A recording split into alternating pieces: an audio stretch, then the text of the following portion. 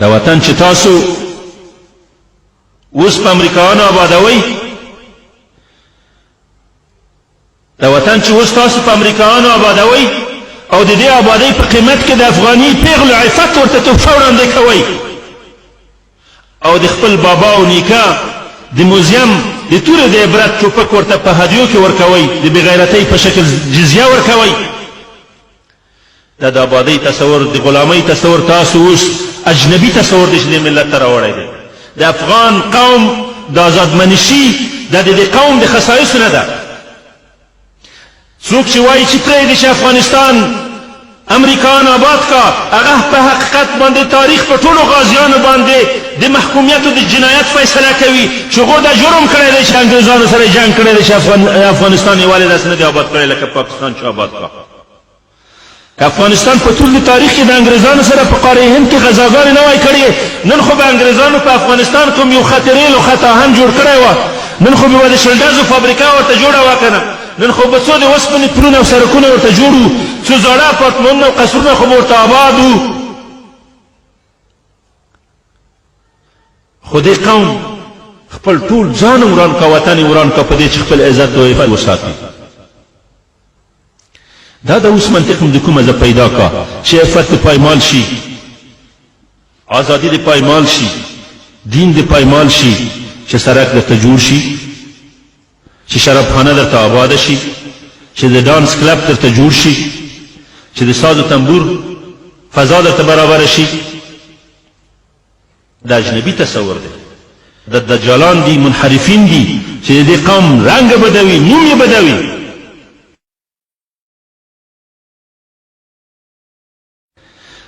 تاسو خپل الله ته مخ کیا چې تاسو د الله د دې زندان نه ډېر ویریږئ که د امریکانو د کیوبا د زندان نه ډېر ویریږئ. ای د زندان ویریدونکو خلکو، د رب العالمین زندان خو مې ورځ در په یاد کړئ که نه؟ د سی آی ای او د آی اس آی د استخباراتو خاطر کوئ، د هغې نه ډارېږئ. د رب العالمین کرام الکاتبین چې ستاسو سره شپه ورځ ناست دي او ستاسو اعمال لیکي او الله درته ناظر دی، شاهد دی، په سر باندې ټولې خبرې ماروي او لیکل کېږي او قادر دی چې تا په مځکه باندې ژوندی نه نباسي، مالک دی، خالق دی، حساب هم در سره کوي. دا د الله د جواسیسو خاطر هم کوي که نه کوي؟ دا د الله د استخباراتو نه هم کله ډار شوی که نه شوی چې استخبارات څه درته لیکي، څه راپور یې درته جوړ کړی دی؟ که د دنیا د زبانیت السجن، د زندان د تعذیب، د وحشي انسانانو، بې احساس انسانانو د قمچینې د لرګیو نه ویرېږئ. آیا د الله هغه ملائکه در په یاد دي که نه چې هغوی د الله معصیت نه کوي؟ علیهم ملائکة غلاظ شداد لا یعصون الله ما امرهم ویفعلون ما یؤمرون. د هغه غلاظ شداد ملائکو د عذاب هغه هم تصور د سره شته که نه؟ عقیده د سره شته که نه؟ آیا د ژوند به تر اخره پورې همدغسې وي؟ بوشي دې هم وار وي او د بوش د مزدوران چې نن د هغې دپاره لاسپیکر جوړ شوي دي او د صلیبي لښکرو قمچینې په لاس کې اخیستې دي، په هر ځای کې مسلمانانو دعا تعذیبوي، ټولې د وار وړي چې دغسې طغات و فرعینه په ټول د تاریخ کې زښته ډېر تېر شوي دي، خو د حق غږ یې نه دي خاموش کړی او د دې دعوت جذبه یې نه ده ورانه کړې. تاسو د تشدد به زمونږ په مسلمانانو کې مړاوې د جهاد جذبت به دوه تازه کا، ستاسو د ظلمونه به بیا بېرته د مجاهدونو صفونه جوړ کا. تاسو د دې ظلم نتیجه وه چې نن په عراق کې په لکاو مسلمانان مسلح شول او په ځان پورې بمونه تړي او د صلیبي لښکرو دپاره د ستونې عزلي وګرځېدل. ګرانه ده ورته چې دې ملت سره وکړه.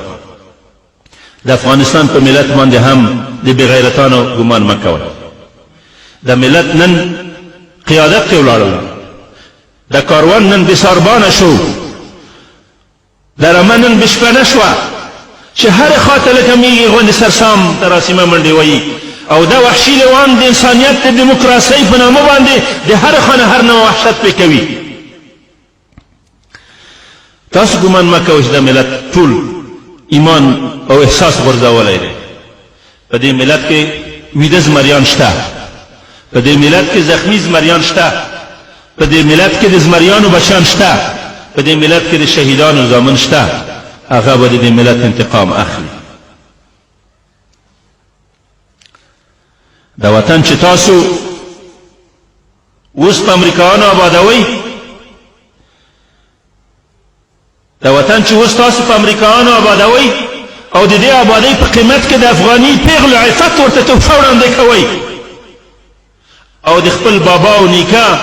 د موزیم د تورې د عبرت ټوپک ورته په هدیو کې ورکوئ د بېغیرتۍ په شکل جزیه ورکوئ دا د آبادۍ تصور د غلامۍ تصور تاسو اوس اجنبي تصور دی چې د ملت ته راوړی دی د افغان قوم د آزادمنشي دا د دې قوم د خصایصو نه ده څوک چې وایي چې پرېږدي چې افغانستان امریکایان آباد کا هغه په حقیقت باندې تاریخ په ټولو غازیانو باندې د محکومیت او د جنایت فیصله کوي چې هغو دا جرم کړی دی چې انګریزانو سره جنګ کړی دی چې افغانستان یوازې داسې نه دی آباد کړی لکه پاکستان چې آباد کا